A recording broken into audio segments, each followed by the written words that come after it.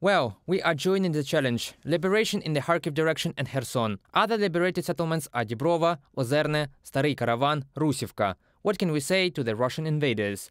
Please go home. They are waiting for you there. The armed forces of Ukraine are advancing in the Donetsk direction. The Russian troops have established a line of defense between the Oskil River and the city of Svatovo, the Ministry of Defense of Great Britain reports. Ukrainian officials have not confirmed that. According to the British intelligence, it is not clear yet if the Russian army has the ability to withstand another offensive. Russia will likely attempt to conduct a stubborn defense of this area, but it is unclear whether Russia's frontline forces have sufficient reserves or adequate morale to withstand another concerted Ukrainian assault. Ministry of Defense of the United Kingdom on Twitter. The movement of a column of the Russian tanks in the direction from the temporarily occupied Mariupol to Donetsk has been recorded. Petro Andriushchenko, advisor to the mayor of Mariupol, announced this on his telegram on September the 17th. Heavy equipment was noticed again, which the occupiers had begun setting around the city, left bank Ukraine and near the Azovstal. For now, just storage. For the first time, a column of 15 tanks marked Deathly Hallows has gone towards Donetsk direction today. Petro Andriushchenko, advisor to the mayor of Mariupol on Telegram. The Ukrainian military liberated 420 settlements in 5 days in the Kharkiv direction. As a result of the counteroffensive, almost 9,000 square kilometers are under the Ukrainian control, and the territory is now being swept. At the same time, the enemy continues shelling the deoccupied territories in Kharkiv. The Russian army fired 4 missiles at the territory of Chuhuyev in the afternoon of September the 17th. As a result, an 11-year-old girl was killed and a woman was wounded.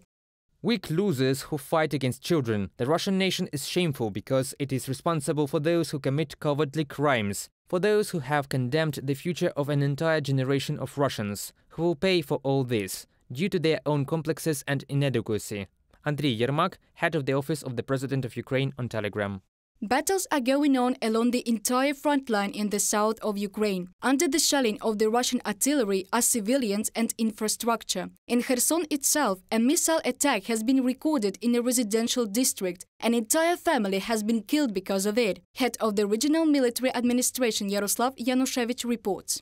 The enemy cynically and meanly has killed an entire family, a man, a woman, and their 2 underage children. The shelling of the residential area was carried out from the side of the village, which is temporarily controlled by the Russian army. In that way, the enemy tried to discredit the armed forces of Ukraine and intimidate the local residents. Currently, the Kherson prosecutor's office has started an investigation into the fact of violation of the laws and customs of war, combined with the intentional murder. Yaroslav Yanushevich, head of the Kherson Regional Military Administration, on Telegram.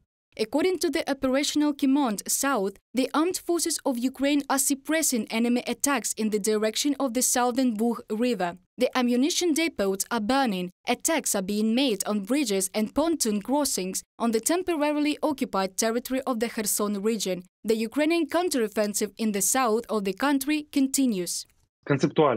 Conceptually, the Ukrainian military is approaching Kherson. Closer, closer, closer.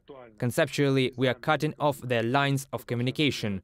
That is Antonievka Road Bridge and also the dams. We hear the reports that the Russian soldiers, which are in Kherson, are already starting to negotiate on surrender, conditions of their surrender, time limits.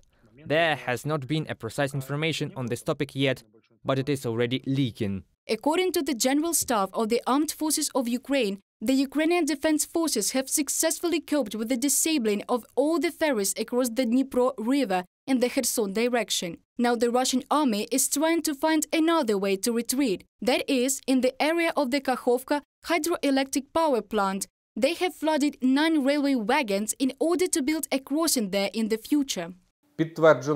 The liquidation of more than 180 Russian invaders in Kherson has been confirmed. The missile attack was on September the 10th on the building of the private limited company Alko Service, where the personnel and military equipment of the enemy had been located. Units of the National Guard of Russia and the Federal Security Service of Russia have been clearing the rubble and getting the bodies of the killed soldiers for 5 days, trying to hide their losses. During the day, the aircraft of the Ukrainian Defense Forces have attacked 10 regions where the enemy's manpower and equipment were located, and 3 positions of the anti-aircraft missile systems. The losses of the enemy are being specified. On September the 16th, units of the Ukrainian Defense Forces repelled the attacks in the regions of the settlements of Bakhmut, Zaytseve, Pervomayske, Mykolаївка II and Novomykhailivka.